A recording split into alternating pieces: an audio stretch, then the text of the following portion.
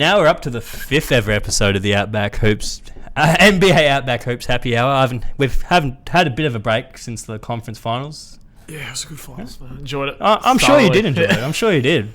We might as well jump right in, I guess. Give me a quick thoughts on that Eastern Conference series, how it went. Pretty much sort of went how we predicted, I think I did say Miami in 6. Yeah. I think I said Miami. I can't remember if it was 6 or 7, but yeah, it was pretty on the money there. But really fun series. A lot of the games were, well, not a lot. All of them were pretty much neck. Like, yeah, it was competitive. Wire to wire. It could have gone any way.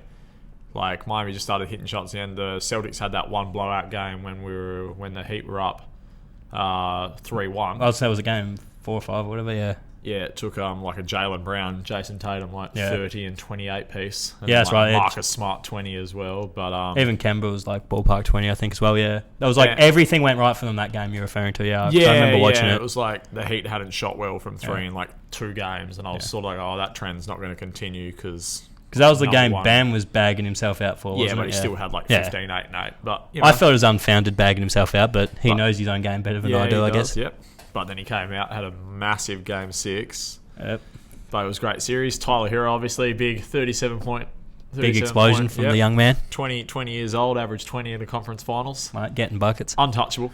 I'm a bucket. Paul Pierce. Paul Pierce, he's not. He's. Oh, is Paul Pierce on the wagon now? Is he? No, he's not. But he said he's not ready to. He's not ready to call him a bucket yet. And Tyler Hero basically came out and said, "I averaged 20 in a conference finals," and I was like, "That's my man right there." I love it. Going out a legend like that, you got to love the kid's balls there. That's for sure. But now on to the massive challenge, mate. Jimmy Butler, LeBron James, the final test. Do you reckon? Yeah. LeBron James scares the absolute shit out of me. Lakers looked pretty convincing in that Western Conference Finals. Yeah. Denver were probably pretty fucking exhausted after 2 big 7-game series, that sort of thing. Lakers just had the extra firepower. AD's probably the worst possible matchup for Jokic. Jamal Murray, hurt his leg. He looked like he just ran out of gas in that last game. But even the narrative, even if media try to make the narrative, Jamal Murray wasn't right, like the Lakers got lucky, it's still Lakers were still they were still going to win regardless. Just Rondo's playing real well. He's back. Playoff Rondo. He's hitting threes. I know. Since when could Rondo hit a fucking three to save his life? Bloody hell. I mean, he used to be pretty good at the corner ones. Bit of a corner specialist. Yeah, his form's looking a lot cleaner than earlier in his career. It was a bit more like there. Now it's a bit more out. KCP started balling out a bit. Danny Green hit a big 3. I remember that last game in the 4th. I think. Yeah, it's good to see Danny Green hit a shot. Yeah, it is. It's been a while. These playoffs, it's been a little while. But now we're on to the big matchup, mate. The main event. The NBA Finals. I'm ready for a bender. I'm sure you are. Win, lose or draw. Anything. I'll be hitting the pubs. Yeah, fucking no doubt about it. Just 9 a.m. watching the game at the pub, just pumping Scoonies. What are your thoughts on the matchup, mate? It's going to be interesting, because I was saying before, AD is the worst nightmare for Jokic, whereas Bam's probably the best possible guy you could have to match up with Anthony Davis. So Miami have that going for him. The two best would have been Giannis and Bam in terms of matching up on AD. But continue on. Yeah, well, Bam there, and then even we alluded to it the last podcast, that big trade bringing in Iggy and Jay Crowder, that will help you guys so much in containing LeBron. Jimmy is very good at defending, obviously. He's known for that. That's his thing. He's faced LeBron a lot. He's done as good a job as anyone can. But for 48 minutes, to expect Jimmy to try and do that job's a bit hard. Iggy and Crowder can give him some solid spells, throw some different looks at LeBron, try and that's what I mean. You just gotta throw him off a bit. You just got to throw different looks at Bron, man. One person is not going to stop LeBron, no matter who it is, no matter how many final MVPs you want to give to Andre Iguodala or Kawhi Leonard for shutting down LeBron. Yeah, that's quotation marks, shutting down everyone bags out LeBron for losing in finals, and yet they give the finals MVP twice purely for someone stopping him. Kawhi averaged like 17 a game or whatever it was that year, and Iggy 15, something 7 and 7 or something. I don't know. You know better than I would. Yeah, I didn't even think it was that many points per game for him. They're stopping LeBron. He still averaged 29 or 30. Like, it wasn't.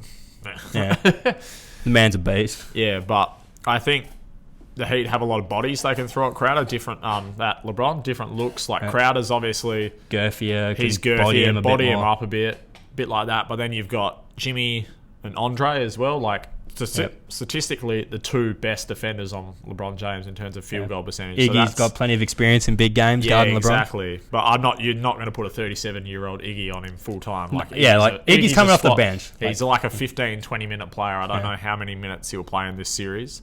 I expect Spoelstra to go a lot deeper this series. You only played about seven and a half players last season against Boston. Because the discussion I've sort of seen a little bit.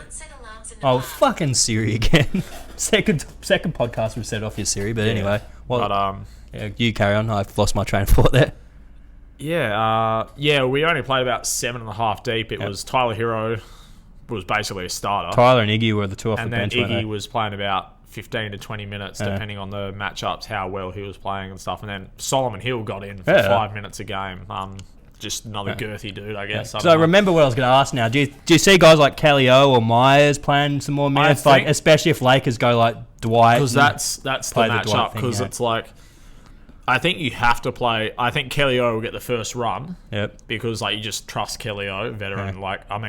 Spoelstra trusts Kelly O over Myers at this point. Yeah. But because especially the Lakers go big, they've got JaVale, Dwight, and AD, and it's like if you put Bam on AD, then you're going to have someone like Crowder on Dwight or something. And they'll just feed Dwight in the post. I'm not sure Dwight's at that point, but he'll just feast on the glass. Any shot LeBron or AD miss is probably going to get put back. Lakers, number one offensive rebounding team. I don't know if they're definitely the better offensive rebounding team. Yeah. And with LeBron James as well, the Heat obviously are known for playing a lot of zone. Yeah. They play the most zone out of anyone in the league in the past 2 years, and I think especially after the Mavs in 2011 putting the zone against LeBron James, obviously worked to an extent. Obviously he's a lot better, a lot different player. Once he sees something, his IQ's the best that the game's ever seen. I've got a question here, actually. What lineup do you think would be better suited for the Lakers to take out Miami, a more traditional big, two big lineup, or if they went their small ball lineup with AD at the 5, Markieff Morris, or a more Dwight AD sort of lineup? What do you think could cause the Heat more problems? I'd say small ball would be playing into Miami's hands. Yeah. Because you can then play a Jay Crowder and Bam at the 5 sort of thing. That's the way Miami'd prefer to play, whereas the two bigs for the Lakers probably suits them a bit more, and you'd have to counter with a Kelly or whatever. I think it depends on how Miami is shooting and how well Dwight Howard's playing. Because I don't think you can play big. If Miami is shooting the way they can, which is at 40% or something. If Goran Dragic's still playing really well, Duncan Robinson's hitting threes, Tyler's hitting threes. Jay's hitting I don't think Jay's hot and cold. Yeah. But you've got to close him out. That's the thing. what I mean. Even if he's not hitting them schematically, the Lakers have to go, oh, fuck, Jay Crowder's open and close him out. I think you either go, all right, we're going to just bet on Miami missing threes, or go small. Yeah. So I think that one's really on the Lakers. I think, like I said, so if they're hitting threes, then obviously the small ball would be best for Lakers. But in terms of just if they want to sort of dictate the series and sort of go, all right, we're going to go big and you adjust to us. Yeah. But I think Spoelstra's, even in the last series when the zone wasn't working to an extent, he stuck with it, and to his credit, they pulled out the wins. And I remember watching the games going, get out of the fucking zone. They're hitting threes. Let's go. Come on, off. Tice was getting offensive boards. Tatum was getting to the middle. That's what I mean. Yeah, Tice is one of those players. He does a lot of things like a lot of players do. A lot of holding, a lot of all that kind of stuff. Dwight Howard's very adept at that as well. And Dwight Howard's a former defensive player. Yeah, that's what I mean. All the little tricks in the book. So those things, you can get away with those things, especially at a zone for getting O boards. So it's really whatever lineup. But I think the Lakers will, the first game in a series is always the feel-out game. So I think Spo will start with his normal lineup. Lakers will start with their normal lineup, and they'll see what happens. What is their normal lineup though? Because they've the Denver series they had the more traditional lineup, but then in the Houston series they were AD at 5, Markieff at the 4 sort of thing. Oh, well, they've changed it up a little bit. I can't speak for Vogel, obviously, but I think their traditional lineup is AD at the 4, and then typically Dwight. It used to be JaVale, but I think Dwight's taken that role now. And JaVale's then Rondo's in the obviously. Is Rondo starting yet? Nah. I think they like Rondo coming off the bench because he's, other than LeBron, he's really the only other like off the dribble playmaker. Like, so they have Rondo and Dwight come in with that second unit and run pick and rolls. No, Dwight's starting now. Dwight was starting now. Yeah. Yeah, but before, like when JaVale wasn't in the doghouse, that's sort of how it operated. In the doghouse. But so I think that'll be a big feel out game. I think, but then obviously in-game adjustments and stuff. So I think they'll probably start Jay Crowder on AD just to see. Yeah. Because Crowder's got the sort of strength to maybe hold him out of the paint a bit. Because you're not going to put Bam on AD because straight away off for 48 minutes because that'll explain you're going to get him Bam's in use. foul trouble. Yeah. And because AD is just going to try and go to work because obviously you take Bam out the game. Like he's the anchor. He's the one who dictates all the pick and rolls. Like without Bam, then you can't you can't switch everything. Like he is their defense. Like as you saw last series when he was the most impactful player on the court. Yeah, bloody oath. Oh, that's the thing with sorry, the dog was distracting me a bit there. Giving me I can tell. Yeah, it's like I locked him in the house for a bloody reason. Why'd you just let him out?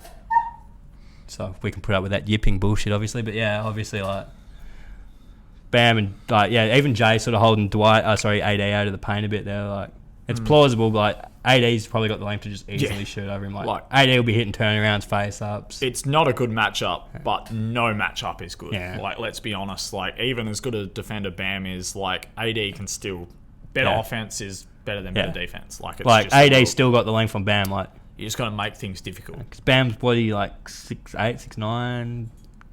Bam's he's about 6'9", 6'9", but he's got a monster wingspan. But so is AD, to be fair. I could see Bam getting some minutes on LeBron as well. Yeah. Just in certain sort of, especially on switches. If they went small with LeBron at the 4, definitely. Yeah, like especially on switches, because that's sort of the Miami Heat philosophy is switch and close out. Yeah. We always blitz pick and rolls. There's not really, we don't sag in. With every time it's like up top, especially up top or a 45, like switch because obviously you've got Bam. Yeah. So he can, if he's getting tired. He's got the foot speed. Yeah, it's like, and then you just rotate out of that, close out, bang. Yeah. But a lot of narratives in this series for sure. Like obviously LeBron versus his old team. Yeah. A few familiar faces for LeBron. Pat Riley, Eric Spoelstra, UD even. Yeah, UD. Some love to UD. Yeah, UD will get some love. Yeah, fuck it. UD's a fucking ledge. But I heard something from an inside reporter that Chris Broussard sources. No, not Chris Broussard. But someone close to the team, like Pat Riley was considering retiring, and then LeBron James left, and so then now he's spent the last 6 years. So if someone wants this matchup, it's Pat Riley. Yeah. Like. You know that man, like the godfather of the NBA, mate. He's one of the most competitive. Yeah. Like even if he's sort of grown out of having like a specific grudge against LeBron, he's still got that competitive. He's still a competitive base. He still goes, "You left us, fuck you. I want to beat you," even if he doesn't have any animosity personally. It was more just the way like they got into a room with him and he was there. He's like, "Yeah, I love Shabazz Napier. You should draft him." Yeah, that way, the Heat trade away. Yeah, but I think it was also I forget what he was watching something on the TV when Pat Riley was making his pitch to it, and he was just like talking to Mav Carter, and like LeBron was just sitting there watching TV. I forget what he was watching. It was like NFL or something at the time, but that would have pissed Pat off. Yeah, exactly. Like Pat, and obviously like a big reason LeBron left. Obviously the aging Dwayne Wade and everything like that, but it was also because Pat Riley wouldn't let him get his foot in the door. Like he was like the chain of command is like himself, Mickey Harrison, obviously, and then everyone follows down from there. Like he's a player. He wouldn't let. I mean, you got to consent to LeBron to a certain degree, but like where he is now in the Lakers, it's like Pat Riley wouldn't sort of let that go. He wouldn't let him be le GM. Le GM as people like to call him. But yeah, Pat Riley wouldn't let him flip all their first rounders and shit. Yeah. Random role players. Yeah, exactly.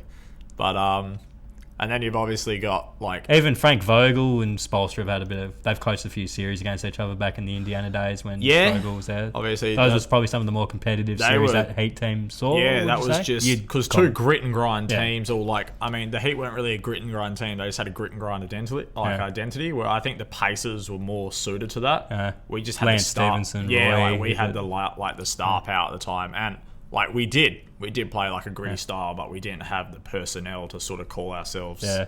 Indiana's always had that sort of around them, like even the 90s and stuff. Yeah, like, exactly. Like that's because Indiana, like they've never really been they've never been a good championship contender team, but they've never been a shit team to sort of say to Indiana. They've always sort of had a half decent team.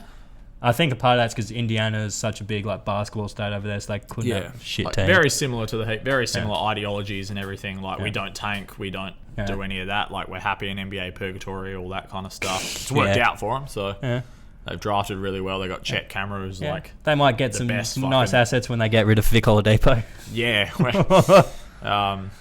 but yeah, they've got Chet. Like the Heat have Chet Kamara, who's like one of the best player scouts, whatever sort of player development personnel. Like I would probably say he's the best.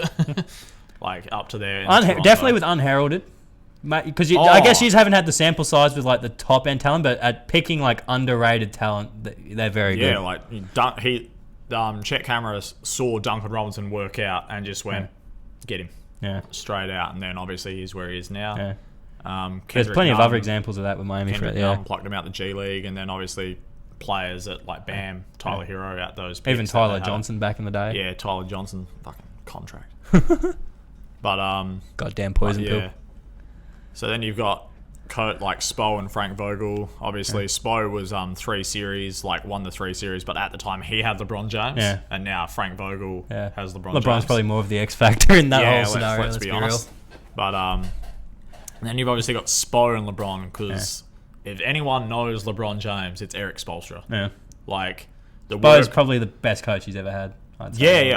By far. Like Spoelstra's like one of the. After this, I'll probably say second to Greg Popovich, and that's just giving Pop reputation. What, in the whole coaches in the whole league? Ooh, I mean, I'm a bit biased, but Rick Carlisle, you can't be knocking Rick Carlisle. Rick Carlisle's never been the best coach in the league, though. He's never had the championship roster, really. What has Spoelstra got now? He's got probably more than Thingo's ever had, Rick Carlisle. 2011? Dirk Nowitzki. Dirk was better. They won it. But that was in 2006. That was more team.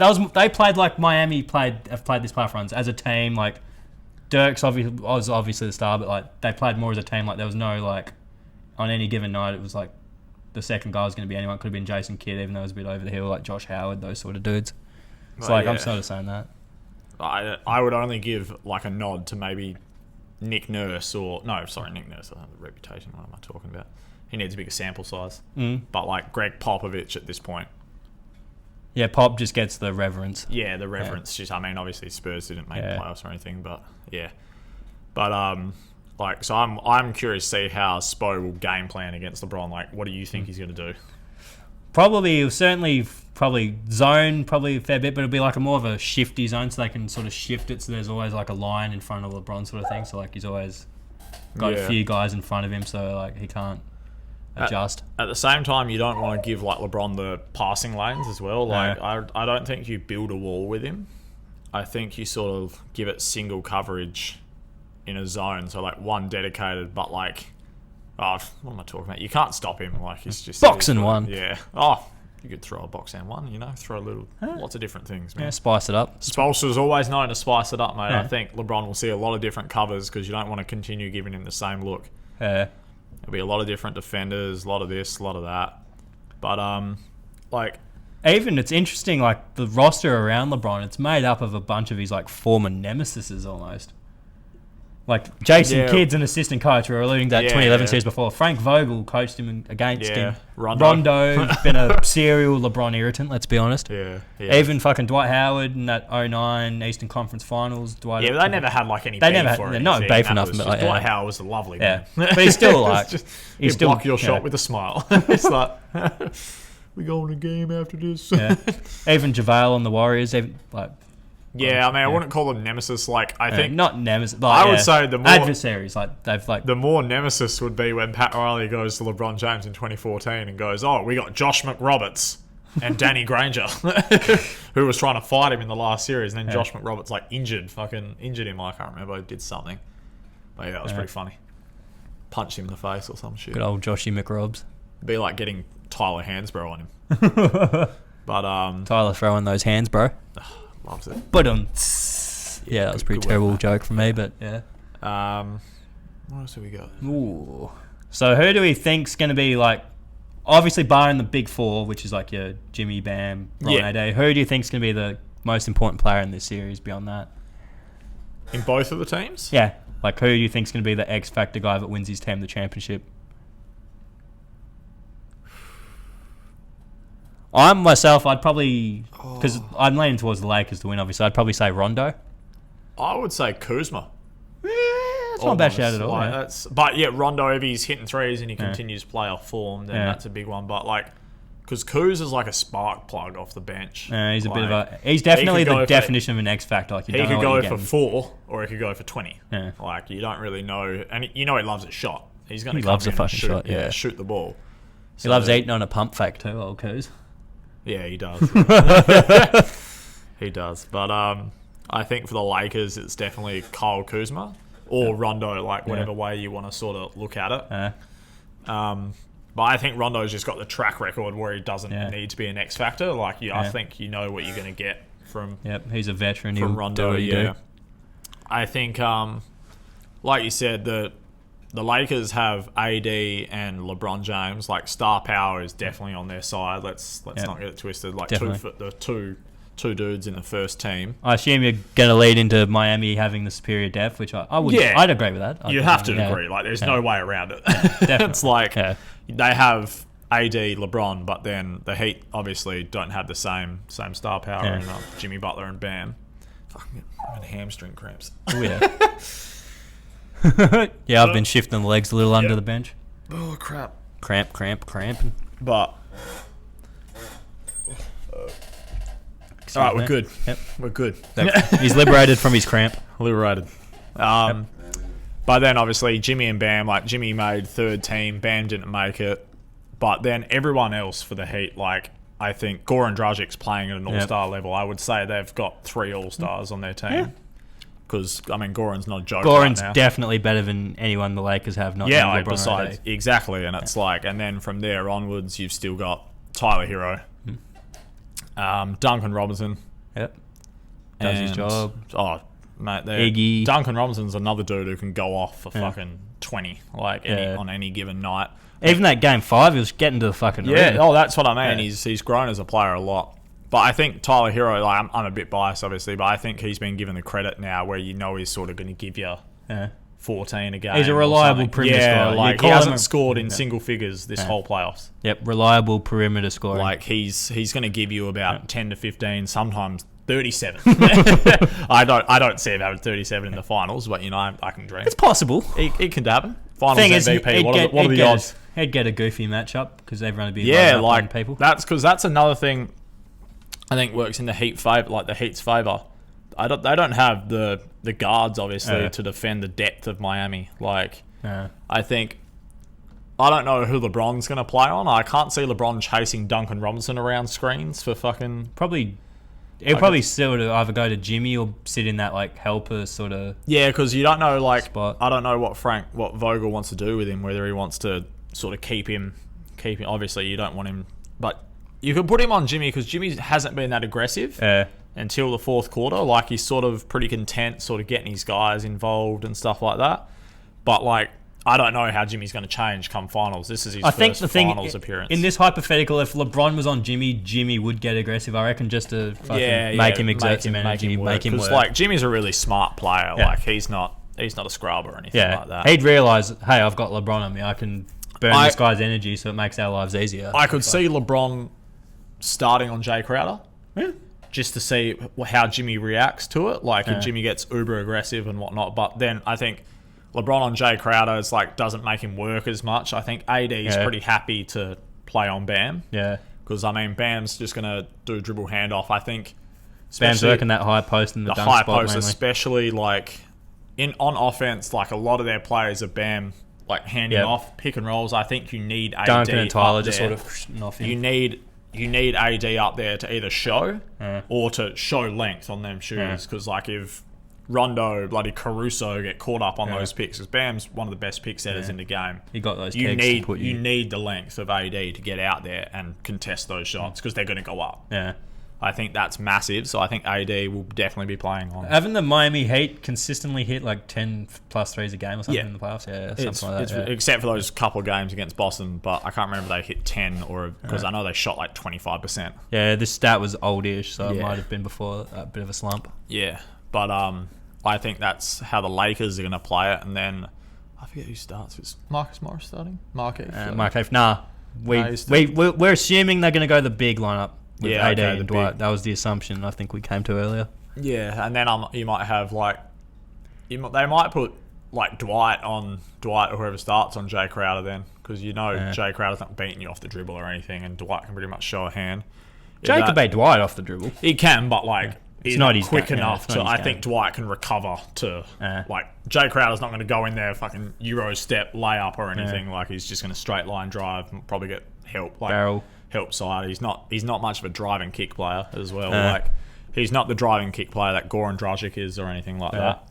Like even I forget if it was the closeout game or the game before. It was like Miami were on a bit of a running pick and rolls with Jimmy, but then Jimmy got in foul trouble, so they subbed in Goran, and Goran just picked up where Jimmy left off. Goran's been great the whole playoffs. Like we said, he's mainly been when the Miami Heat get stagnant in offense.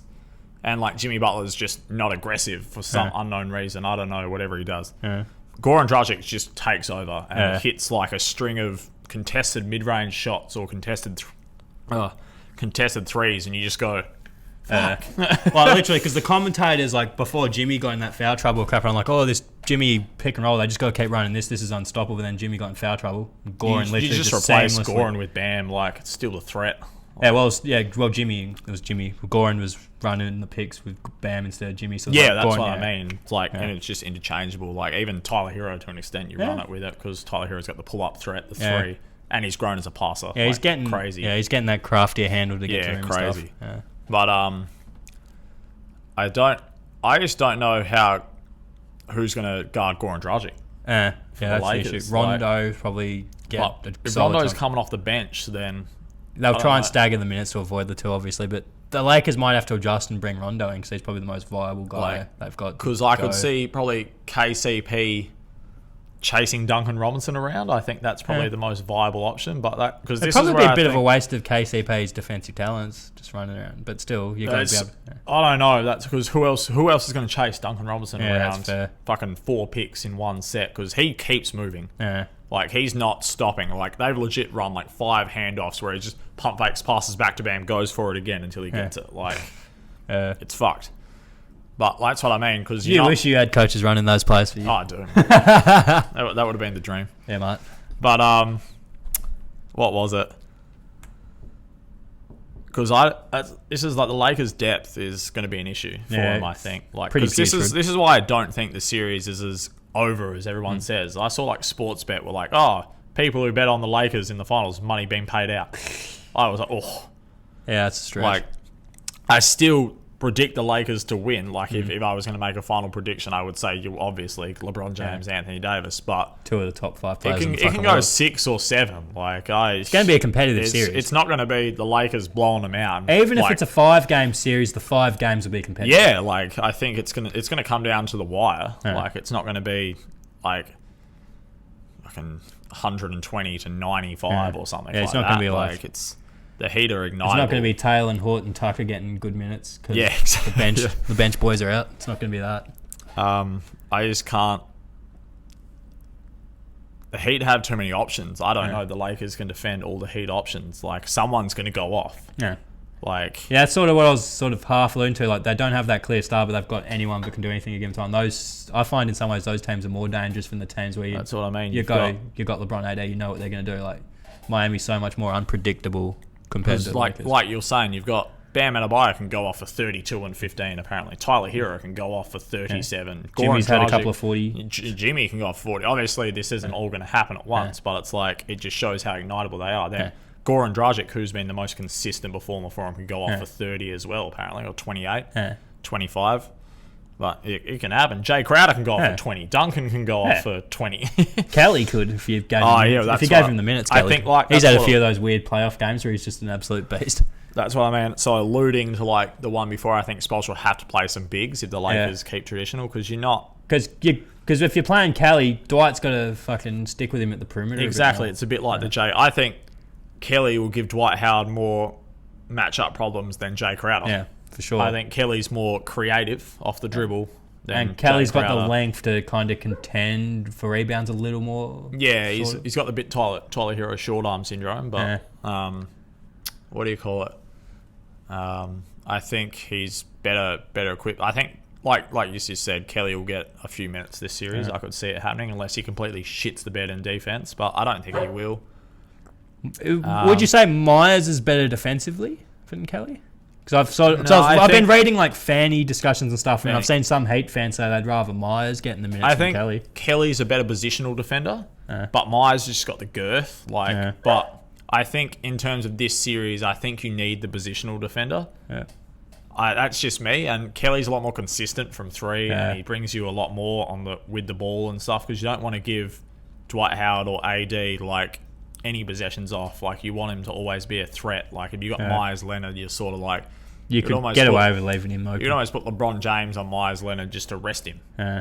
But like it's I love Myers Leonard. Like he's done so well for the team and everything, but in terms of this matchup, you need the people who can do the most out there. And if Myers is just bodying people and sort of, he's not posting anyone down. He's just pick and popping.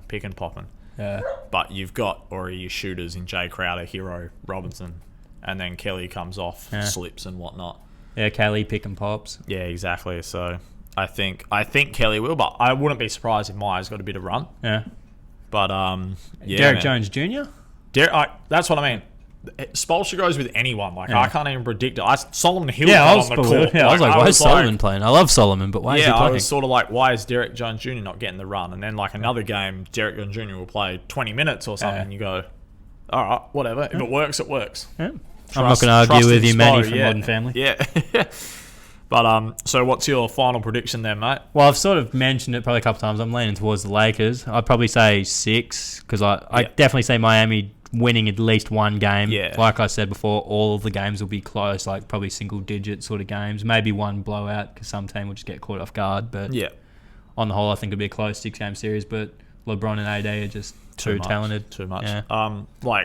The statistical analysis of me goes Heat Lakers in 6. But as a Heat fan, you got to back the. I got to go Heat in 6, but not Heat in 7 because I think LeBron James Game 7 NBA Finals. I'm not bent against that. Yeah. So I think if the Heat are going to do it, they need to dispatch him early. Yeah. To be fair though, in a Game 7, I could see Jimmy Butler coming up just as big. Like Jimmy's a big time game player. That's true. And Bam's shown so far very small sample size. Obviously, none of these players' sample size compare to LeBron James. Yeah. But 17 years in the league, finals exactly. 10 years straight. Bam took that onus on himself in that Boston series and said, I have to be better, and he came out and had the best game of his life in a closeout game in the conference finals. So I don't know, that takes some fucking confidence and character. Play. It speaks to his character. Big time play. But I definitely don't think it's as close as far gapped as everyone says it is. I think everyone sort of just goes, oh, it's the LA Lakers, LeBron James, they're going to sweep them. Where you sort of they're a 5th seed. Yeah, it's they're not really a 5th seed. They got into the bubble and they were sort of we're pretty much locked into that 4-5 matchup. There's no point going for the 3 because we want Milwaukee in the second round. And they went, we're just going to be happy here. We'll plod along. Yeah. So I don't think they're legitimate 5th seed, but, people can say what they want to say. Yeah, and there's the variance with the bubble with that as well. It's the national media don't look into that stuff, but Yeah, they love a good story, those fellas. Yeah. But like you said, Lakers in 6, I'm gonna have to agree with that. But I'm hoping the Heat in 6 because I'm going on a bender. Yeah. And if they lose, I'm gonna cry and go on a bender. Either way, you're going on a bender. What live streaming one of the games? I'll be drinking piss. Probably game 6, depending on what the tie is. Yeah, bloody oath. I think that's a Saturday. Yeah, if it's a weekend, he will try and slip a live stream in for the people. Yeah, it might be a 5. It might be a 5er, especially on a Sat. Straight to the pubs after that. Oh, yeah. I'll be ready. 11 a.m. at the pub. But yeah, I think the Heat match up a lot better than they think. I think the depth's going to give Lakers a lot of problem. The 3-point shooting as well, like their lack of perimeter depth, the Lakers, like their perimeter defenders, especially with obviously Avery Bradley gone. Yeah. They're going to be chasing a lot of people around screens, mate, and they're going to wear out those old legs. Kyle Kuzma's going to be jumping on a lot of pump fakes from Duncan Robinson and Tyler Hero. Exactly, but like you said, star power alone, I think the Lakers got it in 6, but I hope not. Yeah. I pray. All right. Yeah. I'd say that was a pretty good little finals preview. We've gone the single cam this one, and if people are wondering why we've gone that, it's because we've had the trouble in the last few, and I wanted this one to be visual, and plus finals are tomorrow, so I wanted to get this bitch out there quickly. So enjoy it. Our 40 viewers. Our loyal dozen thing. Loyal following. And we're on Spotify now, by the way, people. I think I mentioned that briefly on the story. Yeah, I think you did actually. Yeah. I'll pump that up a bit more. Yeah, nice work, man. Yeah, man. So, goodbye. Have a wonderful time.